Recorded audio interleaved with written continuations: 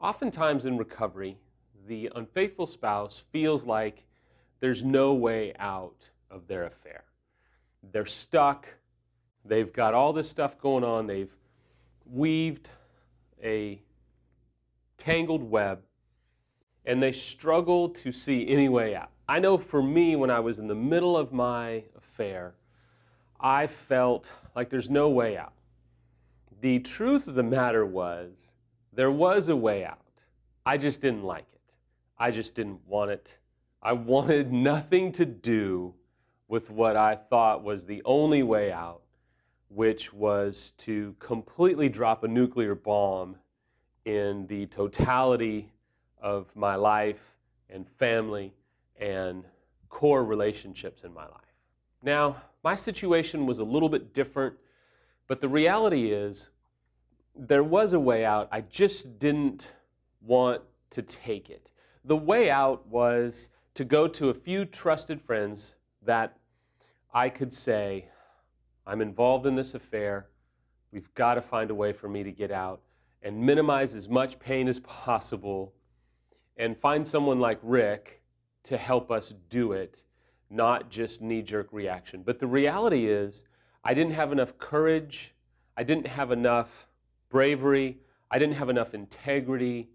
I didn't have enough vision to be able to see a way out, because I assure you, had I intervened earlier within the duplicity, the affair, the nightmare, I could have minimized a great deal of hurt for Samantha, for myself, for a sea of people that were around us, for the affair partner, for the affair partner's family.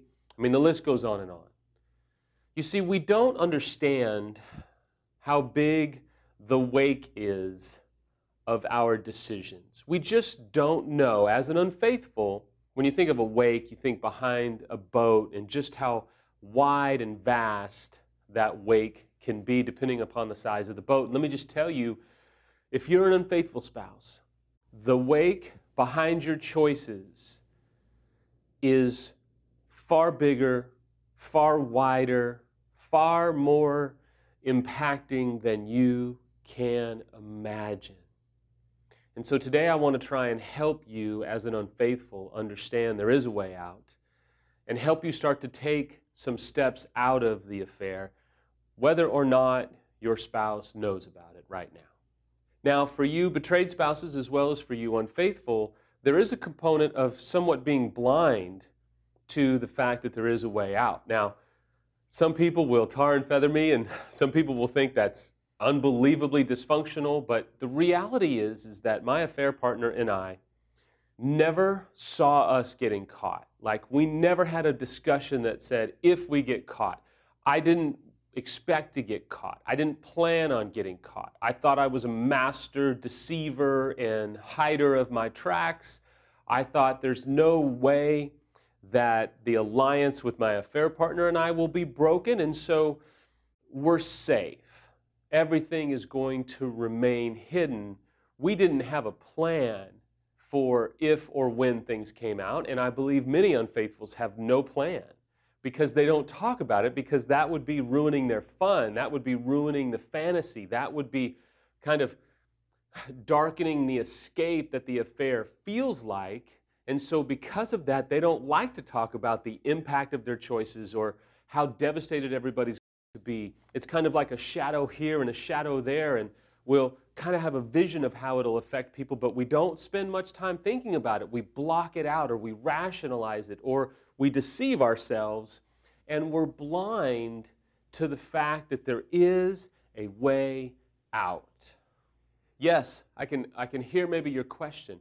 We have the power as unfaithful to deceive ourselves into thinking that it's not going to be that bad, that we're never going to get caught, that this is just the best that it's going to get for our marriage and our life, and we'll just make it work. and not worry about it, because remember, an affair is a fantasy, it's escapism, it's not based upon real life and mortgages and bills to pay and hormones and kids and all of those real life issues. It's based upon just escaping from all those things. And that's why an affair becomes so powerful, because it's just a false life. It's based upon just escape and not real life, and not having to choose love. It's based upon just emotion and feeling. And so we deceive ourselves into thinking that we're never going to get caught, so we don't have to have a plan, and that there just isn't a way out, we're stuck. I want to tell you today, humbly, to not do what I did any longer and just hope that it's all going to work out. If you're an unfaithful, there is a way out. There is a way to minimize the pain, because I promise you, you're going to hurt more people than you can possibly fathom. You're going to hurt them more than you're even aware. You're going to do some pretty big damage to some people in your life. I can't hide that fact from you. I'm not going to throw it in your face. I'm just trying to tell you that if you can start to formulate a plan, which I'll help you with in a minute, you can at least minimize the amount of pain that's going to happen if you let it go for weeks and months and, God forbid, years. Because for me, no one played nice when my affair came out. If you're new to this blog, I came clean because I had to, not because I wanted to. I never had a plan to come clean. I had to come clean because I got caught.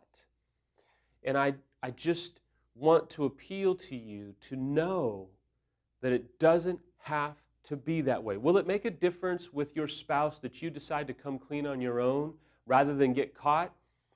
Yes. In the short term, maybe not as much. In the long run, absolutely. When they can look back and see that you, of your own recognizance, decided to come clean because you knew it was wrong and you wanted to break the cycle and you wanted to get freedom and you didn't want to do any more harm, yes, it will make a difference. In the short term, it may not make much difference because of the shock and the awe and the impact of the affair or affairs or addiction. But in the long run, it will mean something that you decided to come clean on your own.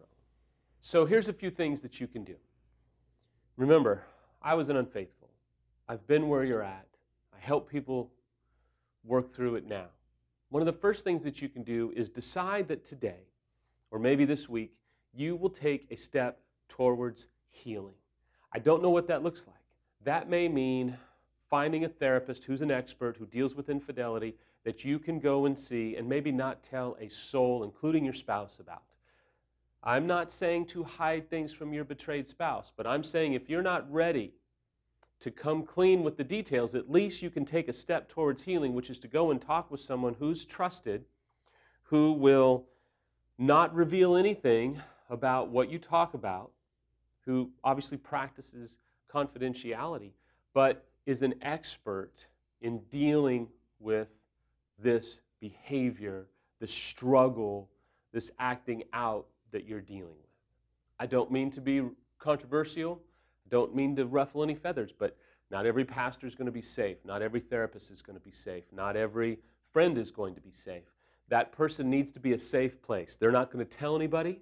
They're not going to shame you. They're not going to demand at the onset that you tell your spouse.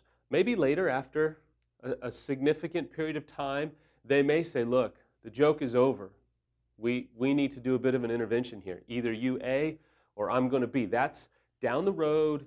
That is a season of time. I don't know when, because every situation is different, but you've got to find a place where you can at least take that initial step to start the process. Now, I can hear some betrayed spouses. Samuel, you're empowering the affair. You're allowing them to go with it. No, I'm not. Because if I told them to just bust the door wide open and give you all the details and come clean with everything, they would shrink in horror and they won't do it. So we've got to begin to start somewhere. Next is I want to tell you that you've got to find expert help. I know I mentioned that in the first part, but I really want to hammer away that you just can't see someone who doesn't know what they're doing or is just a general therapist that maybe is not familiar with infidelity, because they could be giving you some advice that could be absolutely wrong. And I could go on down the list with the litany of things that they could tell you that would be wrong, like you're never going to have to tell them, you shouldn't ever tell your spouse, you're never going to have to tell them details, they don't need details, stuff like that that just isn't true. You need to find an expert that can support you and at least at the very beginning start the process. If that's me, so be it. Reach out to me on Twitter at Infidelity Scars or here on the video blog comments or message Affair Recovery and ask them for a way to get in touch with me. I don't want you to just be out there alone with no clue how to at least start. I will tell you, I wish there was something like affairrecovery.com 12, 13 years ago. I would have reached out if it was anonymous or if they committed that what we talked about was confidential. I would have done it, but I didn't feel like I had anybody that could not judge me, slap the hell out of me, or completely disown me. Next, I really want to challenge you to become brutally honest with yourself.